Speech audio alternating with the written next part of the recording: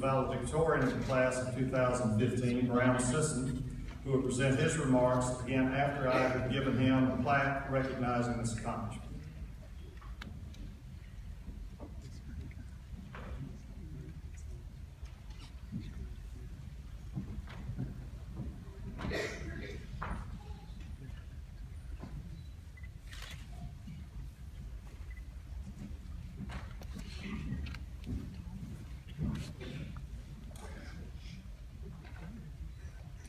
Dr. Hacker, Board of Trustees, faculty, family, and class of 2015, welcome.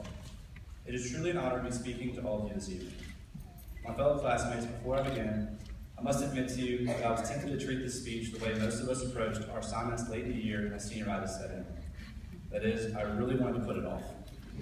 However, if I've learned anything over the past 12 years at this school, it's that in order to be successful in English class, most of your soul must be poured into an essay in at least 4 hours as well. So, I certainly spent much time pondering what I would leave you all with tonight. Thinking back on these last few years, I began to grasp how much time and work we've invested in our education.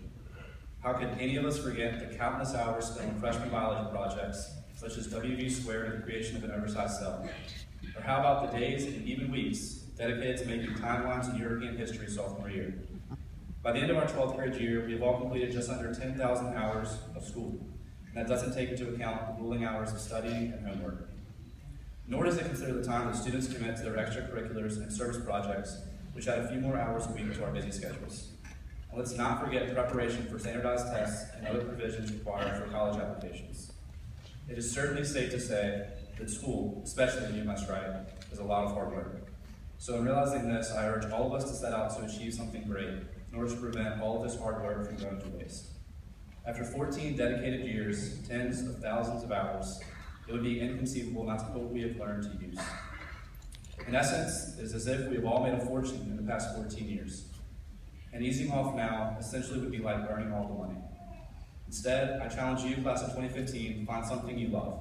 And just like what is required to do well on an English essay, pour your soul into it. And moving forward, I encourage all of us to find something that truly makes us who we are, rather than go through the motions and continue along the beaten path. In today's world, do not feel like you must do the norm in order to succeed. There has never been a better time for individualism in our nation, and people no longer feel inclined to fade into normalcy. Those who are successful in today's world, the true movers and shakers of our society, are the innovators and those who follow the passion. People who are not afraid to fail and try new things are the people who eventually discover what they excel in and love. When I think of doing this, I'm always reminded of my 10th grade year in which I enrolled in art history. At the time, I viewed myself as neither a history buff nor an art connoisseur, so this decision was relatively radical for me. However, looking back on it today, there's no single decision I'm proud of, as that class led me to discover an appreciation and interest that I would have otherwise overlooked. This also taught me that with prejudging comes the danger of missing opportunities. While trying new and sometimes unusual undertakings is something people tend to avoid, it is an endeavor that will inevitably teach us the most about ourselves. In conclusion, I would like to make sure that none of us forgets how truly blessed we are. Very few people are given the opportunity to complete their education at such an edifying institution as UMS-Wright. For the instruction, leadership, care, and patience that our family, faculty, coaches, and friends at UMS gave us, we will be eternally grateful. Without a single one of the people sitting in this auditorium, none of us would be where we are today. Now, I would be remiss not to acknowledge the example of true thankfulness, dedication, selflessness, and courage that our classmate Christina Roberts laid out for us. I think that all of you agree that she is indeed here with the class of 2015 this evening.